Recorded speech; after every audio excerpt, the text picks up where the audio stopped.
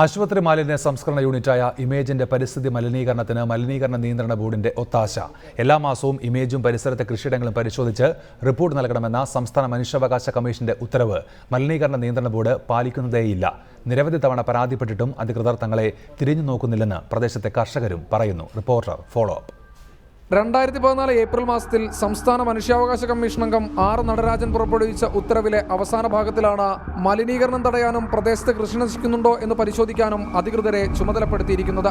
എല്ലാ മാസവും മലമ്പുഴയിലെ ആശുപത്രി മാലിന്യ സംസ്കരണ യൂണിറ്റായ ഇമേജും പരിസരങ്ങളിലെ കൃഷിയിടങ്ങളും പരിശോധിച്ച് റിപ്പോർട്ട് സമർപ്പിക്കണമെന്ന് ഉത്തരവിൽ വ്യക്തമായി പറയുന്നു.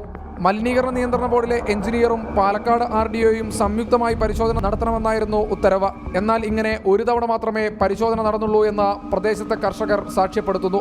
ഇമേജ് മലിനീകരണം തുടരുന്നുവെന്ന് നിരവധി തവണ പരാതി പറഞ്ഞിട്ടും യാതൊരു നടപടിയും ഉണ്ടായില്ല. എല്ലാ മാസവും വന്ന് പരിശോധിച്ച് നഷ്ടപരിഹാരം എന്താണെന്ന് തിട്ടപ്പെടുത്തി അത് കൃത്യമായി കൊടുത്തു എന്നുള്ളത് ഞങ്ങളെ അറിയിക്കണം എന്ന് നടരാജൻ സാർ പറഞ്ഞിട്ടുണ്ട്. അതിനുശേഷം 1-2 ഹിയറിങ്ങിന് വിളിച്ചല്ലാതെ പിന്നെ ഇപ്പോൾ മോഹൻകുമാർ സാറാണ്. ഞാൻ 1 പ്രാവശ്യം 2 പ്രാവശ്യം വിളിച്ചതിന് ശേഷം വിളിക്കുന്നില്ല. ഇമേജിന് തൊട്ടുതാഴെ നെൽകൃഷി നടത്തിയിരുന്ന സെൽവരാജ് എന്ന കർഷകൻ നെൽകൃഷി അവസാനിപ്പിച്ച് തെങ്ങ് വെച്ചു കഴിഞ്ഞു. ഇപ്പോഴും കറുത്ത പൊടിയാണ് തന്റെ കൃഷിയിടത്തിൽ മുഴുവനെന്ന് ഈ കർഷകൻ വിഷമത്തോടെ പറയുന്നു.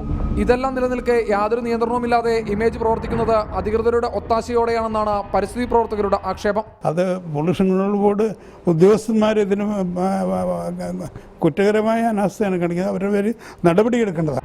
മനുഷ്യാവകാശ കമ്മീഷനിൽ പരാതി പോയ പല കർഷകരും നടപടിയിലെ കാലതാമസം മൂലം പ്രദേശത്തെ സ്ഥലങ്ങൾ തന്നെ വിറ്റുപോയി കഴിഞ്ഞു. ഭരണകൂടത്തിന്റെ മൗനാനുവാദത്തോടെയാണ് ഒരു ജനതയെ മുഴുവൻ സ്ഥാപനം രോഗാതുരമാക്കുന്നതെന്നാണ് ഈ അന്വേഷണത്തിലും ബോധ്യപ്പെടുന്നത്.